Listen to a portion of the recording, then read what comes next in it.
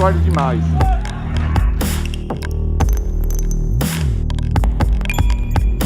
Ele ainda hoje caminha anônimo pelas ruas de Brasília.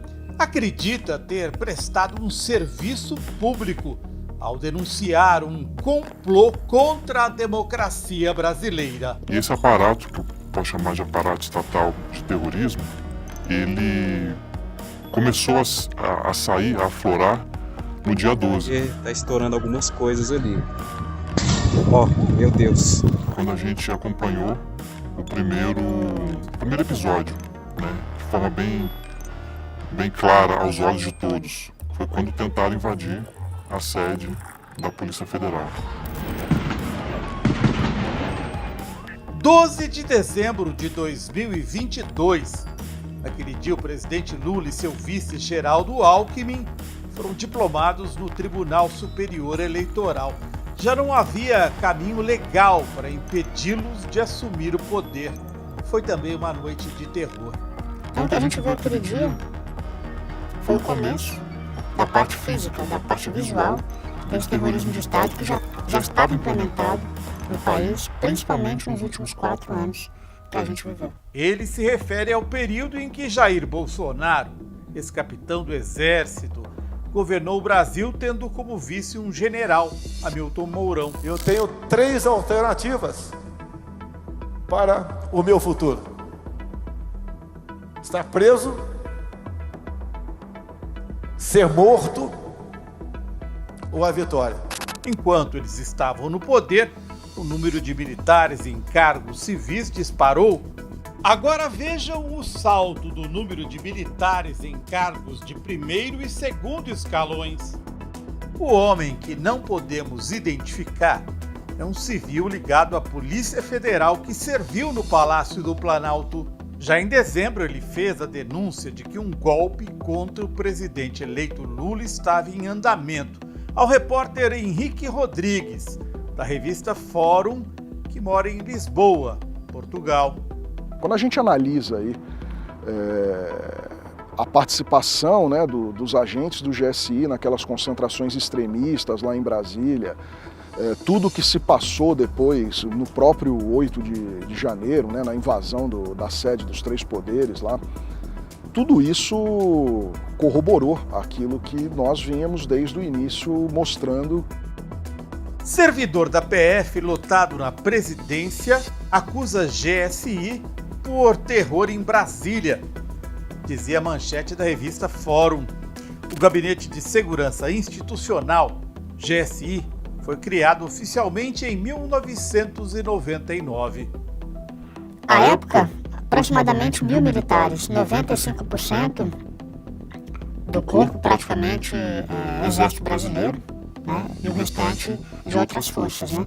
O GSI foi acumulando poderes em governos civis. E os militares acabaram fazendo a ponte com a sociedade civil no sentido de buscar informações e buscar atribuições que não eram necessariamente militares. Segurança cibernética, a segurança nuclear, né? Fora isso, existe lá dentro uma grande rede de informações. Foi montada uma grande rede de análise de dados e informações de todos os cidadãos brasileiros. Tudo passa por lá. No topo da hierarquia, durante o governo Bolsonaro, o general Augusto Heleno. Uma mistura do Batman, Superman, Mandrake. E a figura central nesse episódio chama-se Gabinete de Segurança Institucional, Exército Brasileiro, não deixa de ser Exército Brasileiro, e o general Heleno, Augusto Heleno. O general Heleno respondeu à denúncia pelo Twitter, citou o repórter Henrique Rodrigues e disse que o entrevistado da Fórum era uma fonte desqualificada e mentirosa.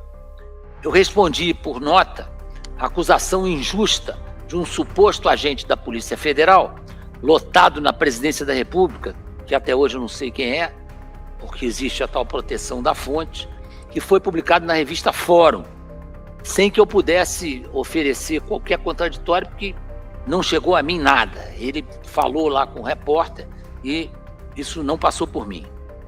Nem eu, e muito menos o GSI, fomos mentores ou participamos desses atos lamentáveis. O general Heleno está mal informado. É mentira que a Fórum não consultou o GSI sobre a reportagem. Esta mensagem de correio eletrônico foi enviada pelo repórter Henrique Rodrigues às 13h37 da tarde, do dia 13 de dezembro de 2022. A resposta do GSI, dizendo que eram acusações de má-fé com interesses escusos, chegou às 4h48 da tarde. Foi publicada junto com a denúncia do servidor da Polícia Federal. No mesmo dia da diplomação de Lula, 12 de dezembro de 2022, uma caravana de bolsonaristas foi até o Palácio do Alvorada, a residência oficial. Bolsonaro havia sido derrotado nas eleições 43 dias antes, que jamais admitiu. O encontro foi transmitido pela página do Facebook de Bolsonaro, que tem 15 milhões de seguidores. Foram 67 mil compartilhamentos, 424 mil curtidas. Intervenção militar com Bolsonaro no poder, dizia a faixa. A gente vem caminhando ao longo desses últimos 4 anos com chamadas operações psicológicas, né? Nada mais do que são guerras híbridas de informações ou promovendo uma dissonância cognitiva em grande parte da população que passou a acreditar em algumas informações, em alguns conteúdos, em algumas verdades que na verdade não são verdades, né? Elas são feitas para confundir, para iludir e para criar um teatro de operações. E nesse teatro você tem vários atores. E nesse dia 12, a ideia era exatamente criar essa forma de atuar sem ser percebido. É o reino das fake news. A fraude teria sido comprovada, anulando a vitória de Lula. Mentira. O ministro Alexandre de Moraes, inimigo número 1 do bolsonarismo, teria sido preso. Outra mentira. O exército teria evitado a posse de Lula. Mais uma mentira. Aquele pessoal do acampamento, eles viviam um mundo paralelo, né? Eu tive algumas vezes no acampamento, conversei com algumas pessoas. Eu teve um que me abordou um dia lá, que ele falou para mim que ele era um extraterrestre, que ele estava ali infiltrado e que assim que o exército tomasse, os extraterrestres iam ajudar o exército a tomar o poder. Olha nós, general! A gente ouve algumas autoridades falando que quando efetuavam as prisões, eles gritavam que na hora da entrada na sala de oitiva, que a NASA estava filmando eles. Eles diziam que aquilo era uma ação, que também o Biden participava daquela ação para controlar os corpos. Biden, presidente dos Estados Unidos. Então, o nível de alucinação, de desconexão com a realidade era uma coisa um pouco fora do comum.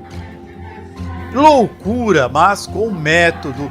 Mesmo depois de Lula diplomado, estas mulheres declararam uma primavera brasileira diante do tiro de guerra de Tupã, no interior de São Paulo.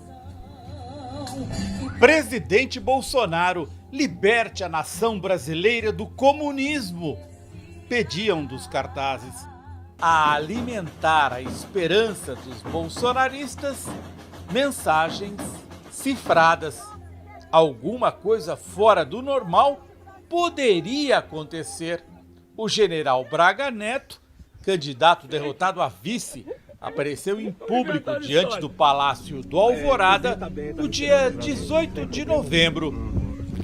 Vocês não percam a fé. Não, tá bom. Lá na frente do Comando Militar Nordeste. Estamos na frente do Comando Militar Nordeste do General Lins. De amarelo, a esposa do general Vilas Boas, que foi assessor do GSI durante o governo Bolsonaro, visitou o acampamento do QG do Exército a apenas 3 dias da posse de Lula. Maria Aparecida fez a saudação de quem está pronta para a guerra. Pelo Brasil, né? Brasil, selva! Selva! O discurso de ódio de gente famosa logo depois da vitória de Lula ajudou a provocar fervor. Nelson, e aí, Nelson? Pai, vamos botar esse Lula, filha de uma puta, pra fora disso. É isso aí. Um abraço. Brasil, acima de tudo. Deus, acima de todos. E o Lula lá no cemitério, filha de uma puta. Um estímulo que deu a cada bolsonarista a ideia de que poderia ser um herói e salvar o Brasil. Um fervor quase religioso.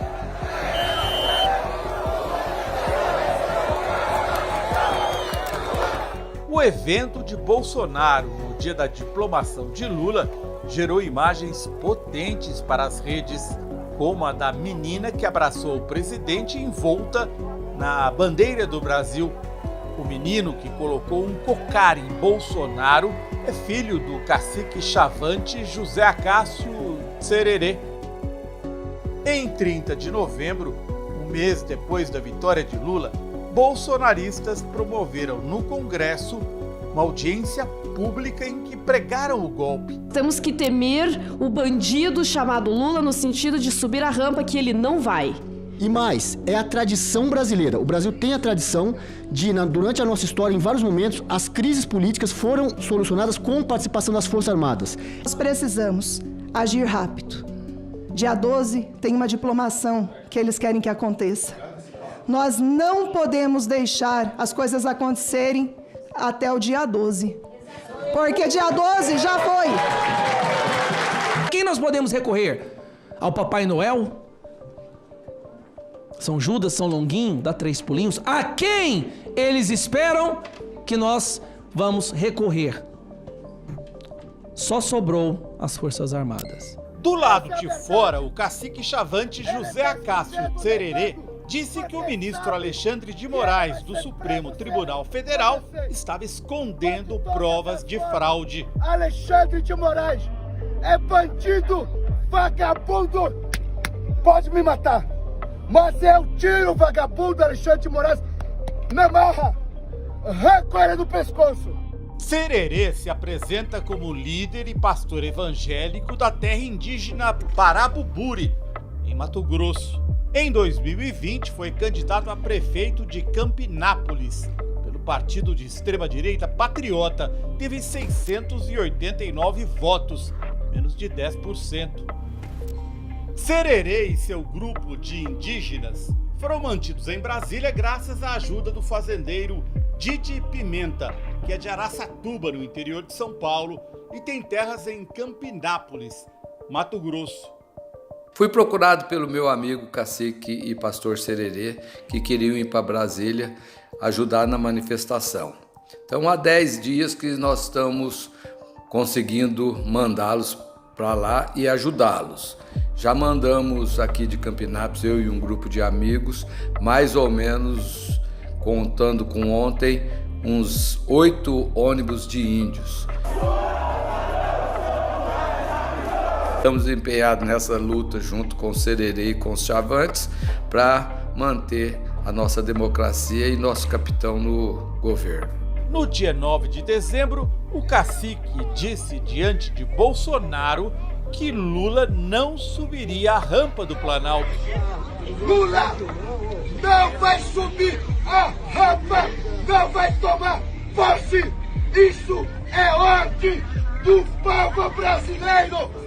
3 dias depois, em novo encontro com seguidores, Bolsonaro manteve o silêncio, mas foi um comício do golpe no dia da diplomação de Lula. O povo brasileiro, por 14 anos, sucessivamente, foi roubado, foi estuprado por uma organização criminosa.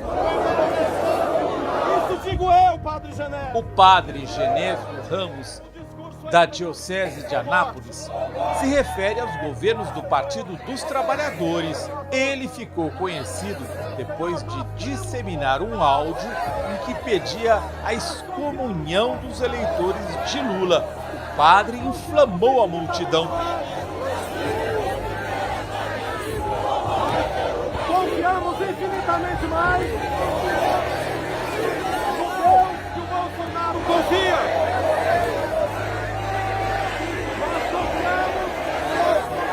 Usando a religião, fez um apelo à guerra. As nossas Forças Armadas!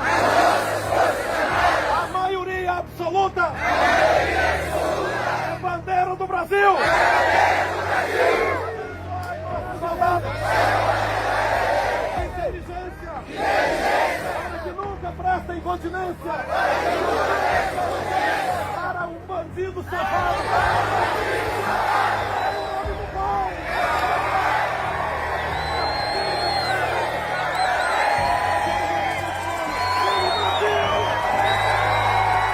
Muitos destes apoiadores de Bolsonaro estavam acampados diante do quartel-general do Exército em Brasília. Aquele acampamento lá, ele foi o centro, foi o epicentro de todos os atos que aconteceram no Distrito Federal.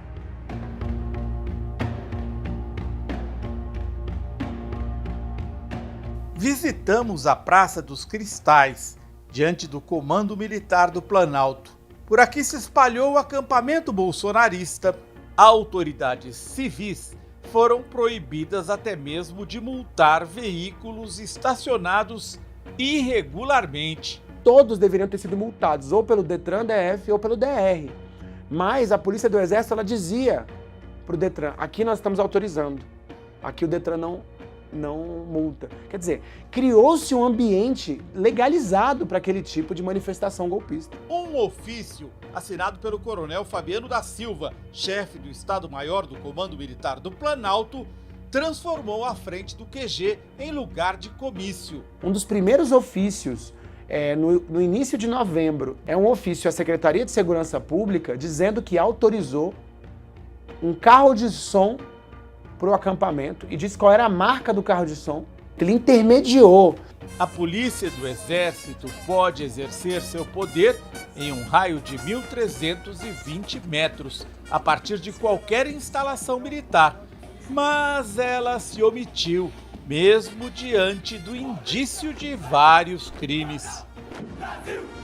A gente já tinha informações de que estava acontecendo um comércio de tendas, né, que a pessoa montava a tenda ali, deixava vazia e alugava para o ambulante durante o dia vender as coisas. Aluguel de 500, 600 reais.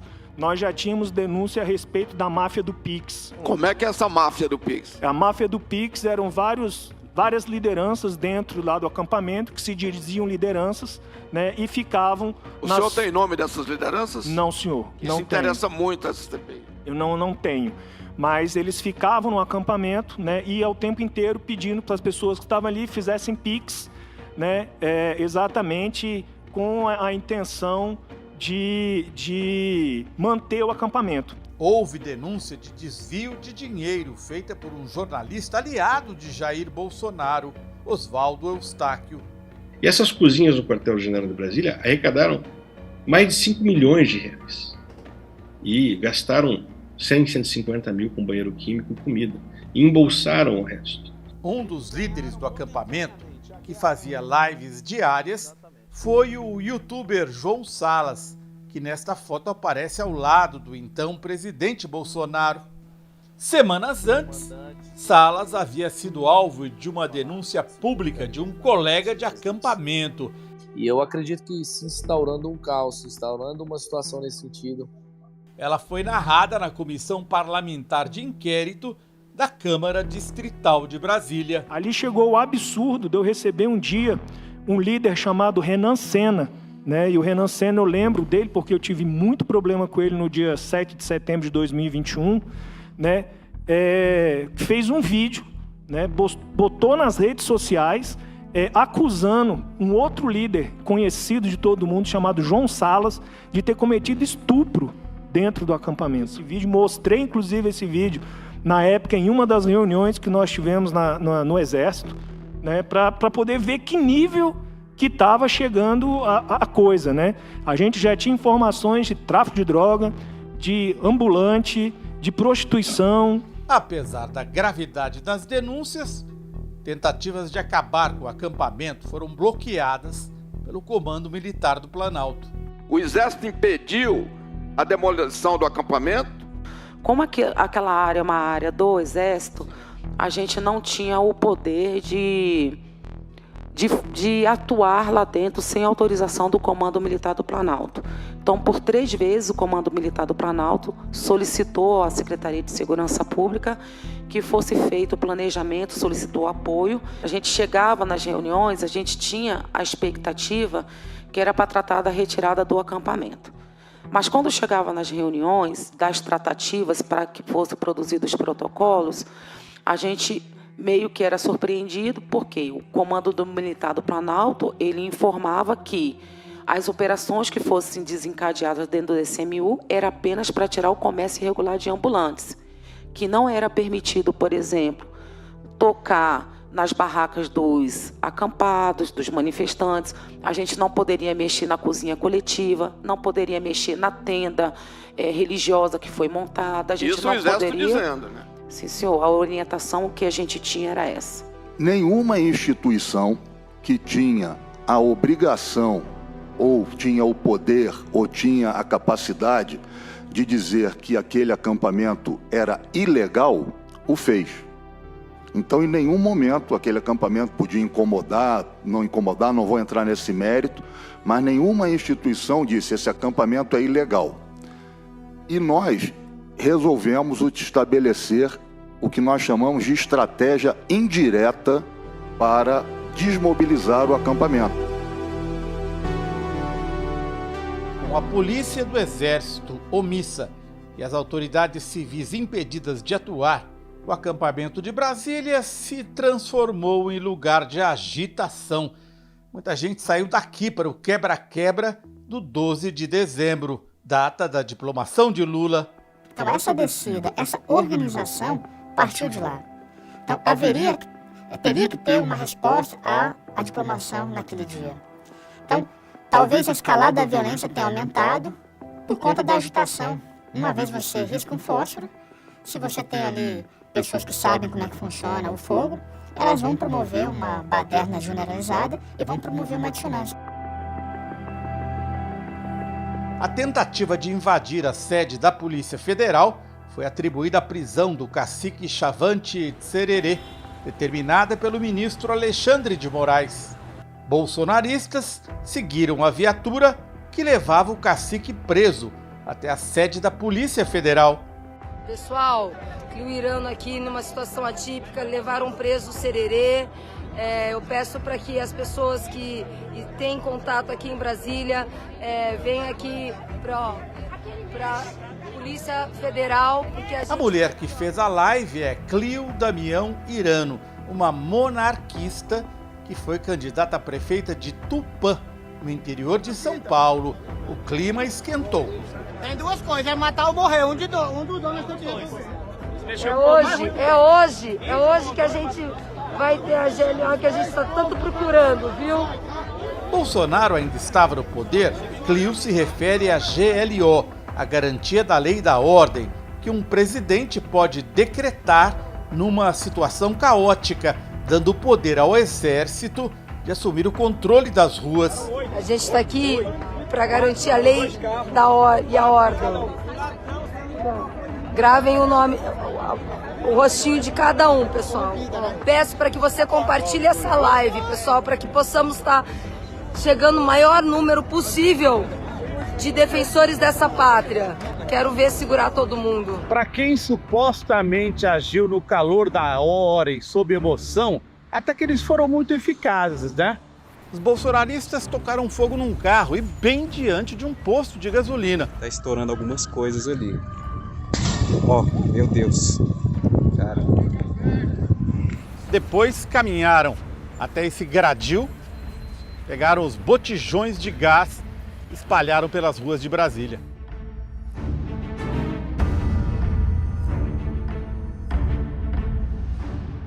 Aqui os bolsonaristas deixaram suas marcas com pedradas nas vidraças da Polícia Federal. Mais de 10 foram destruídas.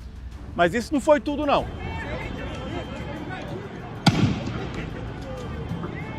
O ônibus foi sequestrado naquela avenida ali.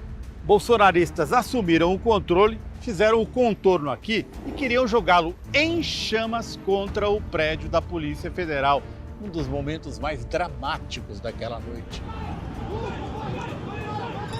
O flagrante foi feito de algum prédio deste lado.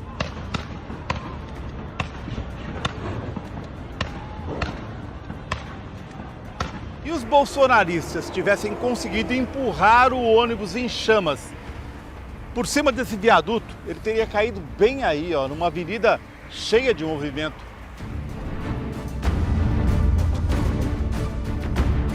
A gente tem a ideia de que as coisas acontecem de forma espontânea. Você ter uma logística daquele tamanho, com pessoas sabendo o que deveriam fazer, se não tivesse uma coordenação, se não tivesse um aparato. Eu não vou pegar um policial militar de boné e colete e colocar ele num combate com bola de gude, com estilingue, com coquetel molotov. O que eles jogaram foi coquetel molotov dentro dos carros. Os ataques em Brasília se concentraram no setor hoteleiro. Diplomado, Lula estava hospedado neste hotel que fica vizinho à torre de TV. Fui conhecer pessoalmente a região. Aqui, ó, tem as marcas do carro incendiado. E aquela noite o presidente eleito Lula correu risco sim. A gente mostrou para vocês a relação entre a torre de Brasília e o hotel onde o Lula estava hospedado, bem próximos. E aqui, ó, no setor em que eu estou, um tiro foi dado e quebrou a janela de um hotel, num andar alto. Este é o projétil que acertou um quarto de hotel. Por sorte, ninguém ficou ferido. Eles estavam armados, alguns deles? Com certeza. Mas, assim, eu vou mais adiante. O que a gente viu naquele dia foi um ataque, o primeiro ataque efetivo às instituições. A Polícia Federal é uma instituição de Estado. Mas o que tem que ficar bem claro é que foi o primeiro ataque, que eu vou chamar de ataque terrorista, a uma instituição. E nesse caso foi a Polícia Federal. Então, nunca houve um fato dessa magnitude. Aquele foi o primeiro. Apesar do terror do 12 de dezembro, ninguém foi preso. 10 dias depois, Cleo Irano desfilava tranquilamente com uma camiseta do Exército no acampamento do QG, convocando mais gente para ir a Brasília. Que se diz resistente, cadê você aqui em Brasília? Cadê? Porque assim, teu filho não foge à luta. Aqui está a nossa estrutura, nossa humilde estrutura, aqui ó, 2 tendas, certo? Rapidamente, aqui está Brasília, que é a estrutura para lavar roupa, nosso banheiro, nossa cerquinha, ó, nossa despensa.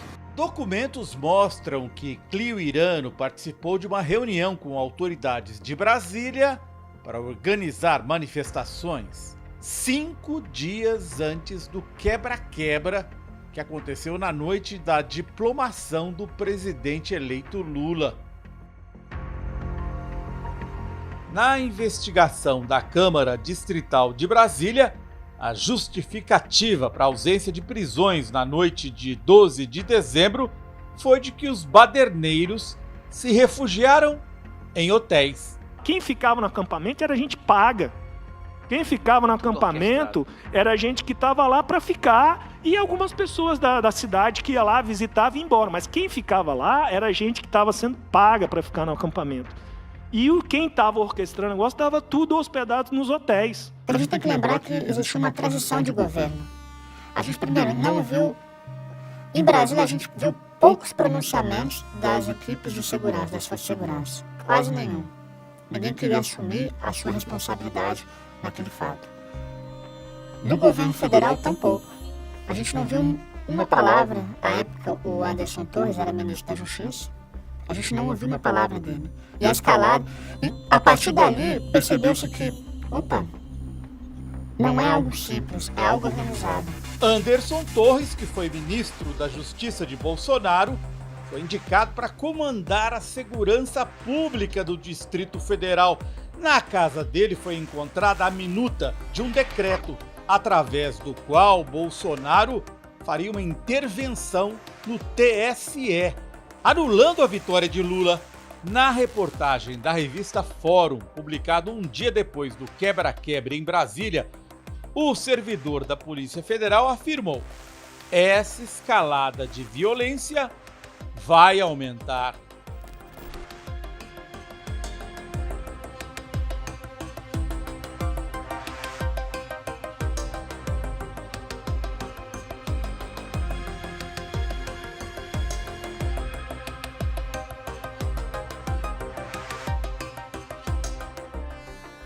De fato, aconteceu.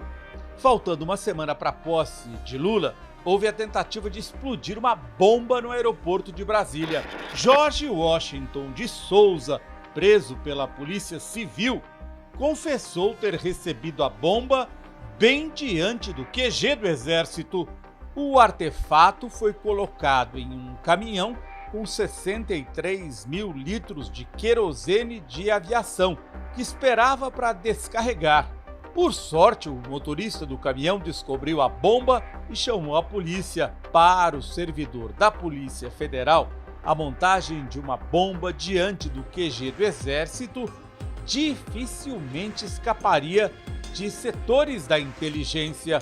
A 500 metros do QG existe o Centro de Inteligência do Exército, CIE. É impossível o CIE não monitorar um acampamento e não ter informações que poderiam levar à resolução de problemas ou antecipação de qualquer uma ação. Segundo a perícia, a bomba foi acionada, mas não explodiu. Mas será que George Washington tinha conhecimento para montar uma bomba sem a ajuda de peritos? É impossível alguém que não tenha conhecimento algum de manipulação de explosivos coordenar, planejar e executar uma operação dessa sem ter uma fonte que saiba fazer isso, saiba operar dessa forma. Você acha que o George Washington foi um laranja do GR? Sem dúvida, sem dúvida, sem dúvida, sem dúvida. Mais pessoas estão envolvidas e elas simplesmente sumiram, né? Como se fosse um jogo de fumaça. Em seu primeiro depoimento à justiça, George Washington disse que recebeu a bomba pronta no acampamento. Não explicou de quem. E foi entregue para mim no dia 23 pela manhã. E eu conectei ele no dia 23 à noite e entreguei pro Alan. Foi o senhor que encomendou a vinda desse artefato do Pará para cá? Não, esse artefato chegou aqui dentro do acampamento, senhor. O que eu fiz foi, onde existia uma espoleta no conector, eu liguei outro fio para aquela espoleta não ficar direto lá dentro do artefato. O senhor lembra do dispositivo, o detonador? Tinha? Tinha um tipo um rádiozinho pequeno, senhor. O que mais chama a atenção é que George Washington viajou de Xinguara, no Pará, até Brasília, fortemente armado, e escapou ao monitoramento dos serviços de inteligência. Trouxe um fuzil AR-10, 2 espingardas calibre 12, 2 pistolas, 2 revólveres e munição. Lembram da audiência dos bolsonaristas no Congresso no dia 30 de novembro? Lá estava George Washington gravando vídeos. Foi nesta audiência que ele disse ter conhecido o comparsa Alain Diego dos Santos, que confessou ter colocado a bomba no caminhão. George agora diz que não tem nada a ver com a explosão no aeroporto. A conversa que houve lá foi que era para colocar no pé de um poste duplo, aqueles postes duplos, não são torres de transmissão. Poste duplo a 150 quilômetros da beira de estrada de Taguatinga. Tá. E com qual objetivo? O objetivo era de fazer algum apagão em alguma parte de Brasília ou das vizinhanças de Brasília. Ele montou uma estrutura na cidade, né? Ele alugou um lugar, né? Eles programaram, ele tinha comparsas que programaram esse procedimento aqui. E eles estavam diretamente na frente do Comando Militar do Planalto, quer dizer, não tinha monitoramento de inteligência. Um dos comparsas dele, Alain Diego Rodrigues, que foi preso em Mato Grosso, queria explodir a bomba na subestação de energia de Taguatinga, o que provocaria um apagão. O terceiro envolvido, o blogueiro Wellington Macedo, que colocou a bomba no caminhão, permanece foragido. Ele trabalhou durante 8 meses no governo Bolsonaro, sob a então ministra Damares Silva. No celular de George Washington, a polícia encontrou uma carta endereçada a Bolsonaro. O senhor despertou esse espírito em nós, escreveu. Em quase todos os seus pronunciamentos, o senhor falou: o povo armado jamais será escravizado. Fomos ao local onde o caminhão que seria alvo da explosão estava estacionado. Fica bem na rota de pouso de aviões de grande porte, perto de hangares que guardam jatos particulares. Há um posto de gasolina a 300 metros e vários outros de querosene de aviação dentro do aeroporto. Olha só quantos caminhões de querosene para abastecer os aviões nessa área que poderia ter sido atingida por uma explosão. Olha lá um avião pousando. E a ironia é que aqui do lado fica uma sede da Polícia Rodoviária Federal. Corria o risco também de ser atingida. O servidor da Polícia Federal, ouvido pela revista Fórum, levanta outras dúvidas sobre o episódio da véspera do Natal. O caminhão que estava estacionado, ele, ao se deslocar, ele entraria no aeroporto, não? Sim. E entraria com a bomba. Sim, entraria com a bomba. Quem é que saberia do horário exatamente? E por que um caminhão de tal empresa, naquele horário, naquele dia? O aeroporto estava cheio, estava lotado, era véspera de Natal. As pessoas estavam viajando, as suas famílias estavam viajando. Imagina quantas pessoas iam morrer. George Washington disse que o objetivo era provocar estado de sítio, faltando uma semana para o fim do governo Bolsonaro. A gente tem relatos do próprio terrorista, o George Washington, de que uma mulher chegou a aproximar, chegou a se aproximar dele para indicar pontos na cidade. Um outro... Torres de transmissão. Torres de transmissão. Quem sabia que essas torres de transmissão numa região aqui de Brasília, região administrativa, ela é responsável pela transmissão, pela chegada da energia em alguns pontos essenciais aqui da cidade. Quem sabia disso? O Jorge acho que veio do Pará, veio de uma cidade que não tem fio, ele procurou no Google, na internet, isso é impossível. Isso é impossível acontecer. A gente tem que ter isso bem claro. O fósforo foi riscado no dia 12, o fogo, a fogueira foi acesa, vamos dizer assim, mas a trilha, esse rastro, ele poderia chegar até o aeroporto e tomar proporções, como eu falei, foi na metáfora, obviamente, proporções que a gente não tem ideia do potencial ou de eliminação, vamos dizer assim, ou de tragédia, de estrago físico e de perdas de vidas humanas. Pior, muito pior do que o Rio Centro, se tivesse dado certo o Rio Centro. Mas assim, 10, 100 vezes pior. 30 de abril de 1981, em plena ditadura militar, um ataque a um show de música popular que tinha o objetivo de endurecer o regime. Uma das bombas que deveriam provocar pânico explodiu antes da hora no colo do sargento do Exército Guilherme Pereira do Rosário, que morreu. Ele e seu comparsa, um capitão do Exército, eram do setor de inteligência. A denúncia final do servidor da PF é de que a violência em Brasília poderia ter sido evitada. Policiais federais que estavam fazendo seu trabalho foram, vamos dizer assim, entre aspas, descobertos pelos agentes do GSI e indicados para que as pessoas que estavam lá, para que não continuassem. Sendo que os órgãos de segurança ou os órgãos de inteligência se falam. Eles têm que trabalhar em conjunto. Ou seja, mais uma sabotagem. Eu vou falar que o GSI e a área de inteligência do GSI, ela se tornou um braço de governo de um grupo muito pequeno, de um grupo da alta cúpula do governo anterior, do governo Bolsonaro. Capitaneado conduzido pelo general Heleno, né? E a sua, vamos chamar de gangue, né? Porque isso não deixa de ser uma gangue. O que fizeram. Os militares mais poderosos do governo Bolsonaro vieram da mesma escola, a Academia Militar das Agulhas Negras. Augusto Heleno, do GSI, formou-se em 1969, o general Vilas Boas em 73, Hamilton Mourão em 75, o general Mauro César Cid, pai do ajudante de ordens de Bolsonaro, formou-se na mesma turma do ex-presidente em 77. Braga Neto, que foi ministro da Defesa de Bolsonaro, graduou-se em 78. Todos formados sob a ditadura militar. É a mesma turma. E a mesma turma mesmo, são militares da década de 70 e 80, formados nas turmas da AMAN, na década de 70 e 80, que hoje assumiram posições do alto oficialato, ou seja, da alta cúpula das Forças Armadas, como a gente sabe.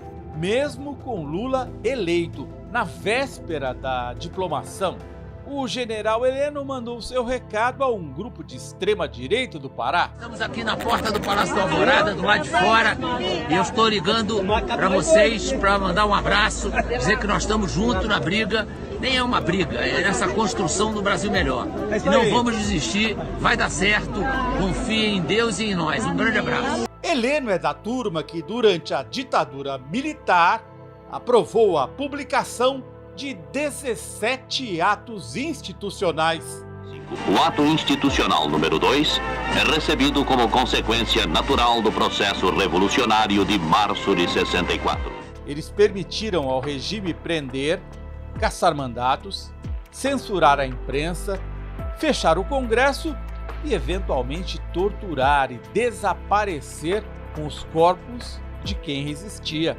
Por isso, o golpe contra Lula seria o ato institucional de número 18. Através do voto, você não vai mudar nada nesse país. Tá? Nada, absolutamente nada. Você só vai mudar, infelizmente, quando um dia nós partimos para uma guerra civil aqui dentro. Né? E fazendo um trabalho que o regime militar não fez, matando uns 30 mil. Pela memória do coronel Carlos Alberto Brilhante Ustra, o pavor de Dilma Rousseff. Vamos fuzilar a petralhada aqui do Acre, hein? Se você fosse hoje o presidente da República, você fecharia o Congresso Nacional? Não há a menor dúvida, daria golpe no mesmo dia. Eles tentaram com o bloqueio das estradas nos dias subsequentes ao segundo turno, tentaram no dia 12 de dezembro, tumultuando a diplomação do presidente Lula, tentaram no dia 24 de dezembro, explodindo o aeroporto de Brasília. Os acampamentos militares, ou na porta das instituições militares, eram acampamentos que tinham esse intuito. Então o dia 8 ele não está desconectado de uma visão estratégica. Importante acentuar isso. Havia um plano, havia uma visão estratégica que levou ao 8 de janeiro.